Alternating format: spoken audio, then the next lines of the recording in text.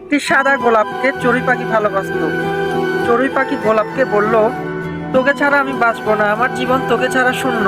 তখন গোলাপটি বলল, না রে, আমি তোকে ভালোবাসতে পারবো না, কারণ আমি একটি সাদা গোলাপ। যতক্ষণ পর্যন্ত আমি লাল না হই ততক্ষণ পর্যন্ত আমি তোকে ভালোবাসতে পারবো না। চড়ুই পাখিটি গোলাপকে অনেকক্ষণ বোঝালো, না, তুই ছাড়া আমার জীবন শূন্য, আমি তোকে ছাড়া বাঁচবো না, তুই কেন আমাকে ভালোবাসবি না? তখন গোলাপ ফুলের ওই একটাই কথা, আমি যতক্ষণ পর্যন্ত লাল না হচ্ছে আমি তোকে ভালোবাসতে পারবো না। তখন চড়ুই পাখিটি ওই সাদা গোলাপটা লাল হওয়া পর্যন্ত অপেক্ষা করতে লাগলো। তখন একদিন হুট করে ভুলবশত চড়ুই পাখিটি ওই গোলাপ ফুলের কাঁটায় গিয়ে বসলো, এবং সেই কাঁটা সেই চড়ুই পাখির পায়ে ঢুকে গেল এবং তার রক্ত বেরোতে লাগলো। সে খুব কষ্ট পাচ্ছে। সেই চড়ুই পাখির রক্ত দিয়ে সেই সাদা গোলাপটা লাল কিন্তু ঠিকই হয়ে গেল। ঠিক তখনই সাদা গোলাপটা চড়ুই পাখিকে বলল, আমি তোকে এখন অনেক ভালোবাসি, কিন্তু আফসোস চড়ুই পাখিটি আর বেঁচে রইলো না। আমাদের বর্তমান জেনারেশনের ভালোবাসাটাও ঠিক এরকম, মানুষগুলো সেম।